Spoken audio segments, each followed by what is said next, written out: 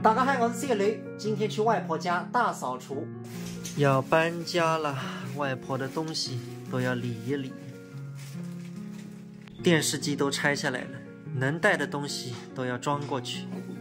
爸爸，你那个地上的么子啥么子？那是要换头还是要搬过去的？还是要换头啊！现在村子几户7公，真正小。大3日。年就不得3得了呀。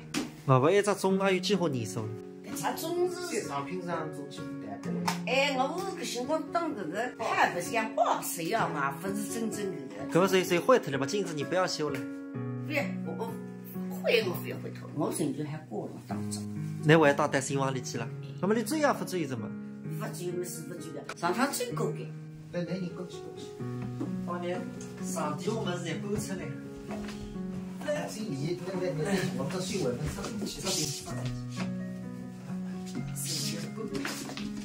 我这个10几年前的那个人马桶啊掉崩了。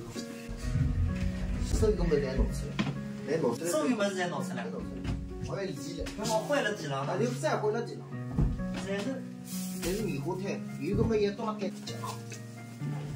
这地大空气我是换的。这门外部是我是在换，外部规则也到了就在。外部不说是换。有可能里向没人。为哪个衣裳了就是。啊，那是再换了这个。那个里向才是张南湾为花店，那个花店也放张土房。外婆这个房子是要卖掉的。这一间是我们的房间，就是我现在光在室内的。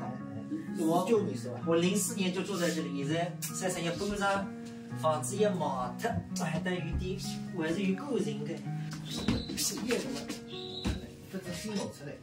桌上都是我们的回忆，看，2011年我那时候在学3弦，楼上这个房间也已经废弃了很多年了，看看都有什么。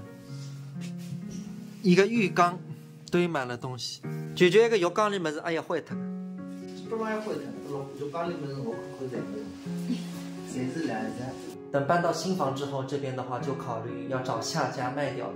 而且现在苏州不是有个苏找房嘛，就是可以跳过中介。本来这个房子205个平方，中介费是很高的。这样的话大家都可以省点钱，直接买家对卖家。